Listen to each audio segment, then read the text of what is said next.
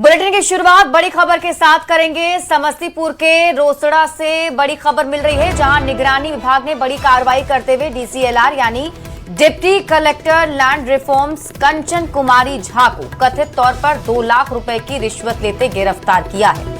निगरानी विभाग की टीम ने पुलिस बल के साथ उनके सरकारी आवास पर छापेमारी की।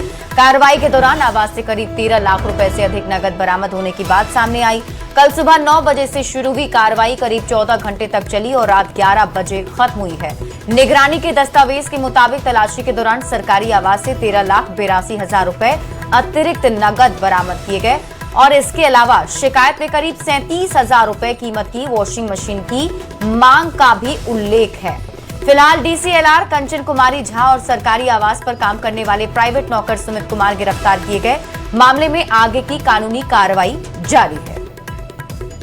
न्यूज 18 संवाददाता मुकेश अधिक जानकारी के साथ जुड़ गए हैं।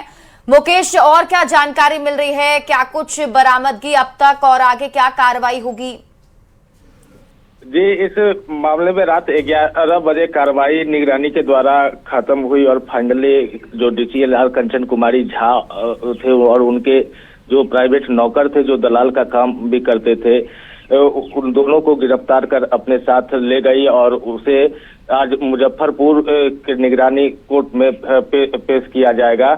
और ये सबसे बड़ी बात जो सामने आई, ये दखल दहानी के लिए डीसीएलआर के कोर्ट में विभूतिपुर के जो आवेदक थे मनोज महतो, उनके द्वारा आवेदन दिया गया था और उसके एवज में ये सारा रिश्वत का खेल चल रहा था। 5 लाख रुपए पर सब कुछ तय हुआ था और उसके बाद कल 2 लाख रुपए नगद और एक वॉशिंग मशीन दिया गया और उसी के दौरान निगरानी ने ट्रैप किया। और उसके बाद जब निगरानी की टीम घर की तलाशी ली तो भारी मात्रा में कैश बरामद हुआ 13,82,000 और उसके बाद पूरे महकमे में हड़कंप मचा हुआ है। और जो वहाँ पे जितने भी पदाधिकारी और कर्मी जो रोसड़ा अनुमंडल क्षेत्र के सबके बीच ये दिन भर कल चर्चा का विषय बना रहा। लोग ये जानने को उत्सुक थे कि और भी क्या कुछ यहाँ पर हुआ है, लेकिन फिलहाल देर रात 11 बजे कार्रवाई खत्म हुई और फिर सबको डीसीएलआर और उनके नौकर को यहाँ से लेकर के टीम रवाना हो गई। जी ठीक है मुकेश, आप इस खबर पर नजर बनाकर रखें। शुक्रिया इस अपडेट के लिए। और ये तस्वीरें टीवी स्क्रीन पर आपको दिखा रहे हैं। 3 तस्वीरें आप देख रहे हैं जिसमें बताया जा रहा है कि वॉशिंग मशीन लेने के वक्त ये खुलासा हुआ, जिसके बाद निगरानी विभाग की टीम मौके पर पहुंची और जब छापेमारी की गई तो अतिरिक्त कैश जो है वो घर से बरामद हुए हैं। 13 लाख रुपए कैश बरामदगी की जानकारी है और आज कोर्ट में पेश किया जाएगा, जिसके बाद आगे की कार्रवाई की जाएगी। विनाशकारी फ्लैश फ्लड के बाद भी नेपाल पर संकट अभी टला नहीं है, क्योंकि कुछ वैज्ञानिकों ने चीन की सीमा से लगने वाले नेपाल के इलाकों में एक बार फिर से महातबाही के आने की आशंका जाहिर की है। नेपाल और चीन की सीमा के पास नदी के ऊपरी हिस्से में अब भी पानी जमा है। एक तरह का वाटर ब्लॉकेज यहां मौजूद है, जो टूट गया तो एक और विनाशकारी बाढ़ ला सकता है। और इस इलाके की कुछ सैटेलाइट तस्वीरें भी देखिए, इस वक्त आप देख पा रहे होंगे जो सामने आई हैं, जिसमें वहां एक झील में पानी जमा हुआ दिखाई दे रहा है। इसी खतरे को देखते हुए भोटेकोशी नदी के निचले हिस्सों में रहने वाले लोगों को राहत बचाव में जुटी हुई टीमों को सुरक्षित जगह पर रहने और सतर्क रहने की सलाह दी गई है।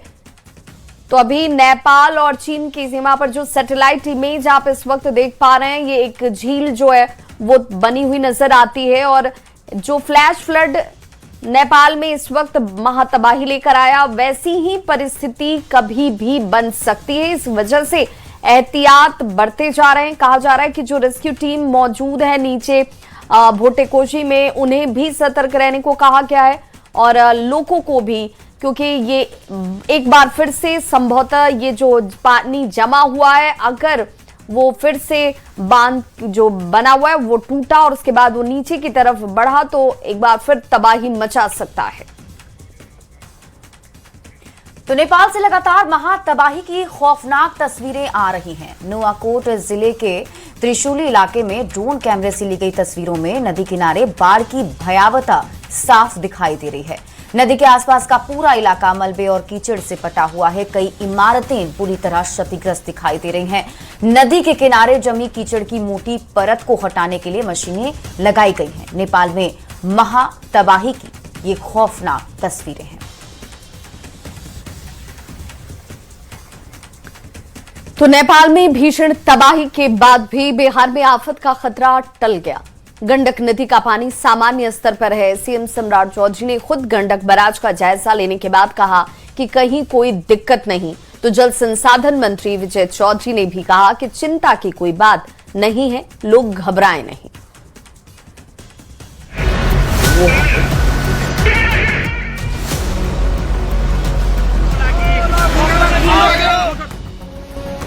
नेपाल में भीषण तबाही के बाद ऐसा लग रहा था कि बिहार में भी बाढ़ बर्बादी को लेकर आएगा।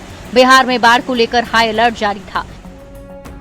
सबकी नजरें वाल्मीकि नगर गंडक बैराज पर टिकी थी, जहां से नेपाल से सैलाब आने वाला था। लेकिन नेपाल में इतनी बड़ी त्रासदी के बाद भी बिहार के लिए राहत भरी खबर आई। गंडक नदी का जलस्तर कुछ समय तक बढ़ने के बाद तेजी से घटने लगा। जलस्तर घटने के साथ ही बिहार और यूपी के सीमावर्ती इलाकों के लोगों ने राहत की सांस ली। त्रिशूली नदी में उफान के बाद मची तबाही के बाद यूपी बिहार में जिस तरह से अलर्ट जारी किया गया था, उसको लेकर फिलहाल राहत भरी खबर सामने आ रही है और वाल्मीकि नगर गंडक बैराज के जलस्तर में तेजी से गिरावट दर्ज की गई है। नेपाल में आई बाढ़ के बाद बिहार अलर्ट मोड में है। खुद सीएम सम्राट चौधरी ने वाल्मीकि नगर का हवाई सर्वे किया। सीएम ने गंडक बैराज पहुंचकर वहां का जायजा लिया। इंजीनियर से हालात की जानकारी ली। सीएम ने खुद न्यूज 18 से बातचीत में बताया कि हालात पूरी तरह नियंत्रण में है, कोई चिंता की बात नहीं। तो डिप्टी सीएम विजय चौधरी ने भी कहा कि बिहार में हालात सामान्य हैं, लोगों को घबराने की जरूरत नहीं है। अभी स्थिति सामान्य होते जा रही है। ये आपदा है, स्वाभाविक है, अचानक पानी आया है, तो सारे जगह की स्थिति समान बहुत ही जा रही है। अभी तक भगवान कृपा से सब कुछ समान हो रहा है। और अभी सर अभी वर्तमान स्थिति क्या है सर, क्या आपको जानकारी मिली? अभी एकदम समान हो गया है, लगभग समान है। पानी 1 लाख क्यूसेक के आसपास है। यह समान स्थिति है। अभी तो स्थिति पूर्ण नियंत्रण में है और ऊपर से भी जो प्रवाह की सूचना है उसके हिसाब से कोई अधिक घबराने की स्थिति नहीं है। नेपाल में तबाही के साथ बिहार के 8 जिलों में हाई अलर्ट था। पश्चिमी चंपारण, पूर्वी चंपारण, सीतामढ़ी, शिवहर, गोपालगंज, सारण, मुजफ्फरपुर और वैशाली ये वो जिले हैं जिनके पास से गंडक नदी गुजरती है। लेकिन अब इन सभी जिलों में हालात नियंत्रण में है। फिलहाल खतरे जैसी कोई बात नहीं। एहतियातन तटबंधों पर निगरानी के लिए इंजीनियर की टीम को अलर्ट मोड में रहने का निर्देश दिया गया है। नेपाल में भीषण तबाही के बाद बिहार पर सबसे ज्यादा खतरा था। नेपाल की बर्बादी की तस्वीर देखकर बिहार में भी लोग खौफ में थे, लेकिन अब ये बड़ा खतरा टल गया है। न्यूज 18 के लिए बेतिया से मुन्ना राज के साथ आनंद अमृतराज की रिपोर्ट। और अब आपको एआई के जरिए दिखाते हैं कि आखिर नेपाल में ये तबाही आई कैसे। दरअसल बुधवार सुबह 8:37 पर नेपाल चीन सीमा के पास तेज झटके महसूस किए गए। पहले लगा कि भूकंप आया है, लेकिन ये भूकंप नहीं था, बल्कि पहाड़ का एक बड़ा हिस्सा बर्फ और चट्टानों के साथ लेंडे खोला नदी में गिरा था और इससे बर्फ, चट्टान और मलबे का भारी दबाव बना, जिसकी वजह से पानी और मलबा जमा होने के बाद अचानक आगे बढ़ता चला गया, जिससे बहुत तेज फ्लैश फ्लड बनी। संकरी पहाड़ी घाटियों में पानी की रफ्तार बेहद तेज हो गई और रास्ते में आने वाले पुल, सड़कें, बस्तियां सब कुछ प्रभावित हुई। तस्वीरों में आप देख सकते हैं ग्लेशियर टूटने की घटना से करीब 5.2 तीव्रता की भूकंपीय रीडिंग दर्ज हुई थी और इसलिए शुरुआत में इसे भूकंप से जोड़कर देखा गया था।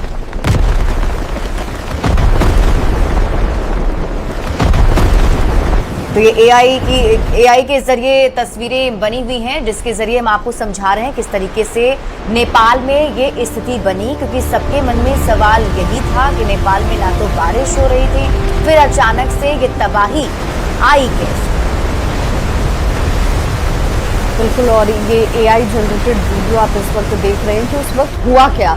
क्योंकि लोगों के मन में यही सवाल कि आखिर इतनी बड़ी त्रासदी अचानक से कैसे आ गई, क्योंकि ना तो बारिश हो रही थी, ना बादल फटा, ना भूकंप हुआ, तो फिर आखिर क्या हुआ जिस वजह से इतने लोगों की जान चली गई, बड़ा नुकसान हुआ। तो देखिए ये ग्लेशियर का एक बड़ा हिस्सा जो है वो टूटकर नदी में गिरता है और इसके साथ पहाड़ मलबा बड़ी तादाद में जैसे ही ऊपर से नीचे की तरफ बढ़ता गया, उसकी ताकत इतनी जबरदस्त थी कि उसने रास्ते में आने वाली हर एक चीज को तबाह कर दिया। तो बिहार में बाढ़ का संकट कई जिलों में लोगों की मुश्किलों को बढ़ा रहा है। कहीं गंगा का पानी गांव में घुस चुका है तो कहीं गंडक के बढ़ते जलस्तर ने चिंता बढ़ा दी है। ग्राउंड पर सामने आ रही बाढ़ की भयावहता और लोगों की बेबसी सब कुछ खुद ब खुद बयां करती है।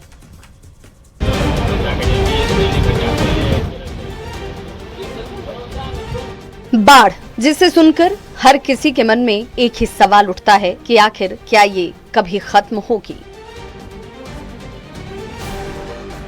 बिहार एक बार फिर से उसी बाढ़ से परेशान है। वैशाली में गंगा का बढ़ता जलस्तर लोगों के लिए किसी मुसीबत से कम नहीं।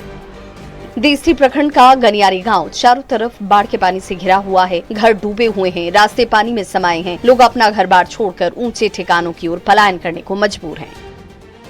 गंगा का पानी गांव में घुसने के बाद करीब 104 परिवार पिछले 8 दिनों से बांध पर रहने को मजबूर हैं। बच्चे हों या बुजुर्ग, मवेशी हो या घर का सामान, सब कुछ घर से बाहर निकलकर अब बांध पर टिका हुआ है। हालांकि प्रशासन का कहना है कि बांध पर रह रहे लोगों तक जरूरी राहत पहुंचाई जा रही है। महनार टीम के नेतृत्व में टीम लगातार मौके पर मौजूद है। राहत शिविर और मेडिकल कैंप लगे हुए हैं। संभावित खतरे को देखते हुए एसडीआरएफ की टीमें भी तटबंध पर 24 घंटे निगरानी कर रही हैं।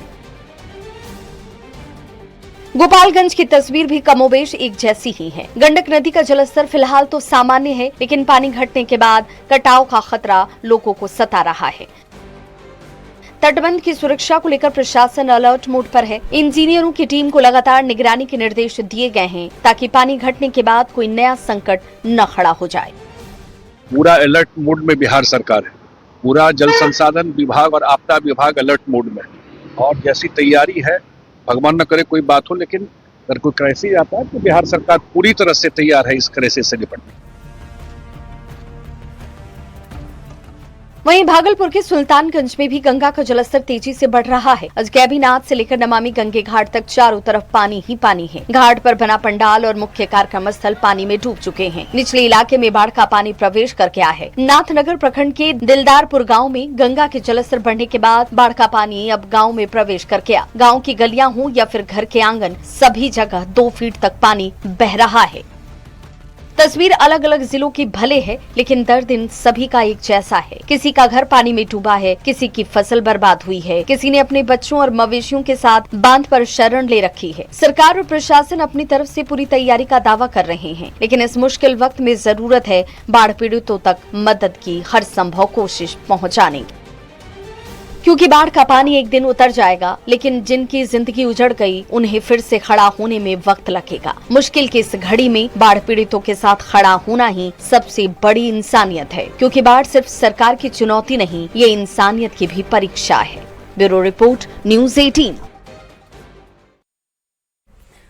खबर बेतिया से है, जहां नेपाल में ग्लेशियर भूस्खलन के बाद आई भीषण बाढ़ से नेपाल में मची तबाही को लेकर पश्चिम चंपारण समेत बिहार के कई जिले अलर्ट मोड पर हैं। और स्थिति का जायजा लेने बेतिया पहुंचे आपदा प्रबंधन मंत्री रत्नेश सदा ने कहा है कि नेपाल में ग्लेशियर से अचानक आई बाढ़ ने कई इलाकों में भारी तबाही मचाई। इसका असर वाल्मीकि नगर के रास्ते बिहार के निचले इलाकों में पड़ने की आशंका को देखते हुए सरकार और जिला प्रशासन लगातार नजर बनाए हुए है। ग्लेशियर का भूस्खलन हुआ तो सर्वप्रथम पहले तो नेपाल में भगदड़ मचाया। गांव के गांव, बाजार, मार्केट, 4-5 जिला में वो वहाँ तबाही मचाया। उसी का खौफ नेपाल से सटे हुआ है वाल्मीकि नगर। यहाँ मीडिया के लोग और खबर सब आने लगा कि यहाँ तबाही हो सकता है, लेकिन हम कल दिन भर नज़र रखे हुए थे। जो पहले, इससे पहले जो पानी आया था 2.5 लाख क्यूसेक पानी आया था, लेकिन अभी तक में जो नेपाल से जो पानी आई 1,04,000 क्यूसेक पानी आई है। स्थिति अभी बेतिया की और वाल्मीकि नगर की समान है। तो गोपालगंज में गंडक नदी का जलस्तर करीब 1 मीटर तक नीचे आ गया है। जलस्तर घटने के बाद अब नदी के किनारे कटाव का खतरा बढ़ गया। इसे देखते हुए जल संसाधन विभाग अलर्ट मोड में है। कटाव प्रभावित इलाकों में पहले ही प्रोकोपाइन लगाकर प्रोटेक्शन का काम कराया जा चुका है। बैकुंठपुर प्रखंड के दीपऊ पकड़ी छरकी को सुरक्षित करने के लिए करीब 3 किलोमीटर तक सुरक्षा कार्य करवाए गए हैं। वहीं संभावित कटाव को देखते हुए विभाग के इंजीनियर लगातार निगरानी भी कर रहे हैं। जी2 सांसद डॉक्टर आलोक कुमार सुमन भी बाढ़ नियंत्रण विभाग के इंजीनियरों के साथ कटाव वाले स्थलों का निरीक्षण करते नजर आए और सुरक्षा व्यवस्था का जायजा लिया। गोपालगंज में गंडक नदी के कटाव को रोकने के लिए जल संसाधन विभाग ने पूरी तैयारी कर ली है। गोपालगंज के डुमरिया घाट के पास दीपऊ पकड़ी छरकी की यह तस्वीर है और यहाँ पर भी गंडक नदी के कटाव को रोकने के लिए प्रोकोपाइन लगाया गया है। 3 किलोमीटर के एरिया में जल संसाधन विभाग ने प्रोकोपाइन लगाकर प्रोटेक्शन कार्य किया है ताकि गंडक नदी का कटाव रोका जा सके, क्योंकि गंडक नदी का जलस्तर जब घटेगा तो यहाँ पर कटाव होने की संभावना थी। ऐसे में जल संसाधन विभाग ने उन तमाम इलाकों में प्रोकोपाइन और प्रोटेक्शन कार्य कराकर कटाव को रोकने की कोशिश की है। हमारे यहाँ पिछले वर्ष जो है लगभग 4-5 बिंदु पे कटाव परिलक्षित हुआ था, जिसमें से एक यहाँ दीपऊ छरकी भी है, एक महारानी छरकी है और के रिवर एज उसी तरह का 86 किलोमीटर के पास और ख्वाजेपुर में। तो इस तरह का हम लोगों ने जो है जल संसाधन विभाग की तरफ से इसको जो है हम लोग सुरक्षात्मक कार्य जो एंटी इरोजन वर्क करा के सभी वीक पॉइंट का हम लोग जो है सुरक्षात्मक कार्य कर लिए हैं। और जहाँ तक तटबंध और जितने छरकियाँ हैं गोपालगंज के अंतर्गत सारण तटबंध और छरकियों में अभी हमारा एक स्कीम चल रहा है जो रेजिंग स्ट्रेंथिंग और प्रोटेक्शन वर्क के साथ ऊपर टॉप में ब्लॉक टॉपिंग का है। तो अभी कार्य चल रहा है। 80 से 120 जो सारण तटबंध का है वो हमारा पक्कीकरण का काम हो चुका है। कटाव को रोकने के लिए अभी आपके सामने देखिए जो बना हुआ है हम लोगों का प्रोकोपाइन और आपका प्रोकोपाइन रिफ्लेक्टर, ये सब चीज़ कटाव के रोकने के लिए तो बना हुआ है। इसके अलावा और जहाँ ये प्रोकोपाइन नहीं है वहाँ अपना जियो बैग है, जियो ट्यूब है, वो सब कटाव को रोकने के लिए वो व्यवस्था की गई है। वो रिफ्लेक्टर के रूप में लगाया गया है ताकि पानी वहाँ से टकरा के वापस चला जाए। इसलिए कटाव की संभावना बहुत कम है। जो कटाव होगी वो मेन उसकी धारा में होगी, इधर कटाव होने की संभावना बहुत ही कम। हालांकि अब इस इलाके में कटाव नहीं हो रही है। जल संसाधन विभाग ने कहा है कि लगातार नदी के घटते और बढ़ते जलस्तर पर निगरानी रखी जा रही है और कहीं भी किसी तरह की कटाव की सूचना मिल रही है तो वहां पर तत्काल कटाव निरोधी कार्य भी कराए जा रहे हैं। हालांकि अभी गोपालगंज में कहीं भी कटाव की खबर नहीं आ रही है, लेकिन आने वाले दिनों में नदी का जलस्तर जब घटेगा तो कई इलाकों में कटाव भी होने का खतरा बना हुआ है। गोविंद कुमार, न्यूज 18 गोपालगंज। और अब आपको एक बड़ा अपडेट बता देते हैं। नेपाल में त्रासदी अपडेट। नेपाल में 392 लोगों की मौत की खबर मिल रही है। लापता 1400 लोगों की तलाश अभी जारी है और नेपाल त्रासदी में 285 भारतीय हैं जो लापता हैं। विदेश मंत्रालय ने इसकी जानकारी दी है। तिब्बत में फंसे 200 भारतीय संपर्क में हैं और नेपाल में 290 भारतीयों से अब तक संपर्क नहीं हो सका है। लगातार नेपाल में मदद भी भारत की तरफ से भेजी जा रही है। मदद पर विदेश मंत्रालय ने जानकारी दी और बताया कि अब तक 47.5 टन राहत सामग्री नेपाल भेजी गई है। 32 देश के करीब 600 लोग लापता बताए जा रहे हैं।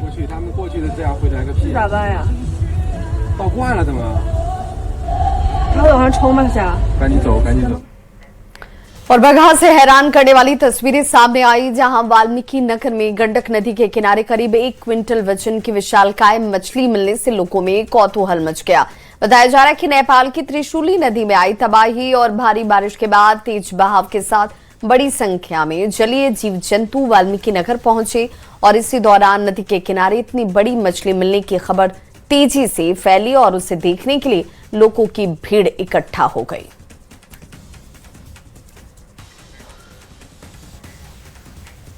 और खबर अब सासाराम से बताते हैं, जहां मूसलाधार बारिश के बाद सदर अस्पताल परिसर में जलभराव हो गया है और पूरे परिसर में करीब 1 से 2 फीट तक पानी जमा हो गया, जबकि कई कमरों में भी बारिश का पानी आ गया है।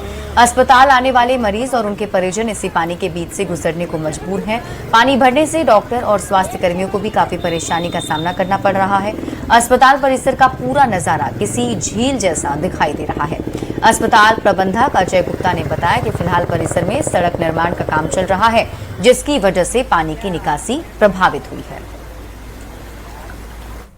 हाँ, इधर लगातार बारिश होने के कारण थोड़ा जल जमाव हो गया है। रोड से थोड़ा नीचे है सदर हॉस्पिटल का कैंपस, और लगातार बारिश का पानी को मोटर के द्वारा निकालने का प्रयास चल रहा है, और लगभग बारिश खत्म होने के आधा घंटा के दौरान ही बारिश निकल जाती है। परेशानी भी हो रही है सर? अरे परेशानी हो रही है, एक्चुअली रोड का कंस्ट्रक्शन का काम बचा हुआ है, जो कि जिसके लिए पत्राचार भी बीमा एसएल को किया जा चुका है। अब वहाँ से जैसे ही सरकार के द्वारा फंड अलॉट किया जाएगा तो फिर हमारा सड़क बन जाएगा। जैसे बिल्डिंग हम लोग का नया सदर हॉस्पिटल मिल गया है, उसी तरह रोड भी बन जाएगा, तो उसके बाद प्रॉब्लम होगा।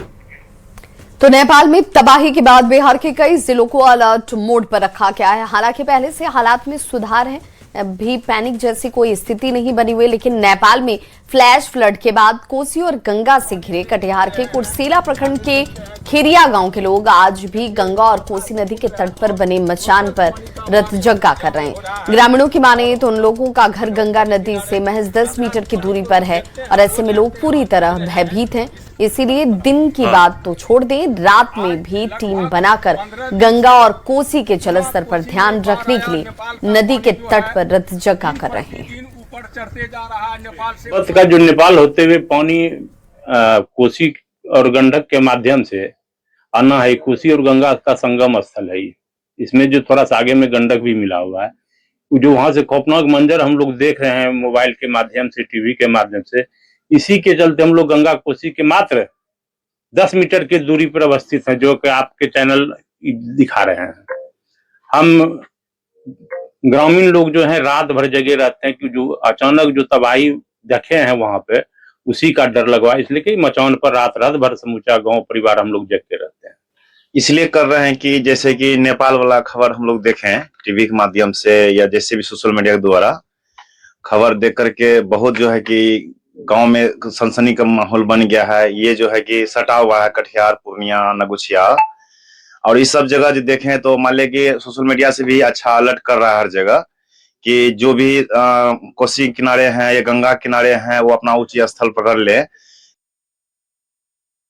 और अब खबर आपको मुजफ्फरपुर से दिखाते हैं, जहां अहियापुर थाना क्षेत्र में जमीन पर बने घर और चारदीवारी तोड़ने के मामले में पुलिस ने एक और आरोपी को गिरफ्तार किया है। गिरफ्तार आरोपी के पास से पुलिस ने एक क्षतिग्रस्त मोबाइल बरामद किया। आरोप है कि 20 अगस्त को 50 से ज्यादा लोग अलग अलग कारों और बाइक से मौके पर पहुंचे थे और निर्माण को तोड़ दिया था।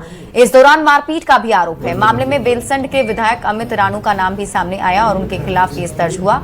पुलिस के मुताबिक अब तक 5 आरोपियों की गिरफ्तारी हो चुकी है। अन्य आरोपियों की तलाश में छापेमारी जारी है। टोटल उन्होंने अभी तक 19 लोगों का नाम बताया है जो उस समय उस मौके पर मौजूद थे, जिन्होंने पीओ पे जाके खड़े हो गए चारदीवारी को तोड़ा था। उन्होंने 19 लोगों का नाम अभी तक बता दिया। उसी दौरान वो लोग विधायक जी से बात कर रहे थे। हाँ, कुछ एक उसमें से जो है गोलू और सौरभ बात कर रहे थे। उनको जहाँ तक याद है उन्होंने एक का नाम बताया है और उसका मोबाइल नंबर भी दिया है, उसकी हम जांच करेंगे। और भी कोई अगर बात कर रहा होगा तो उसके बारे में पता लग जाएगा कि उस समय कौन वहाँ खड़ा होकर सोनू सिंह जो माननीय विधायक जी के भाई हैं और माननीय विधायक से टच में थे फोन पे। जो गिरफ्तार हो गए सर न्यायिक हिरासत में उन्हें रिमांड पर भी लिया जाएगा। हाँ, जितने भी लोग अभी न्यायिक हिरासत में जेल में भेजे गए हैं उन सब के रिमांड के लिए कल प्रे किया जाएगा। खबर गया जी से, जहां पुलिस के विशेष अभियान ऑपरेशन मुस्कान के तहत पुलिस को बड़ी कामयाबी मिली है। पुलिस ने अलग अलग थाना क्षेत्रों से गुम और चोरी हुए 85 मोबाइल फोन बरामद किए और उनके वास्तविक मालिकों को सौंपा गया। बरामद मोबाइल की कुल अनुमानित कीमत करीब 34,75,000 रुपए बताई गई। पुलिस के मुताबिक पिछले 6 महीनों में ऑपरेशन मुस्कान के तहत 300 से ज्यादा मोबाइल फोन बरामद कर मालिकों को दिए गए हैं। 300 से ज़्यादा मोबाइल को हम लोगों ने लौटाया है और आज भी लगभग 85 मोबाइल जो जिसका मूल्य लगभग 34,75,000 रुपये का है, उसके सभी धारकों को आज हम लोगों ने बुलाया है मोबाइल को रिकवर करके, और आज इसकी वितरण करेंगे। जो भी इनके एक्चुअल धारक थे, एक्चुअल मालिक थे, जिनका मोबाइल या तो गुम हो गया था या चोरी हो गया था, इन्होंने थाना में सन्हा FIR दर्ज कराया था, CIR पोर्टल पे रजिस्टर कराया था, तो आज उनको दिया जाएगा। और इसी के साथ इस बुलेटिन में अभी के लिए बस इतना ही। आप देखते रहिए न्यूज़ 18 बिहार झारखंड।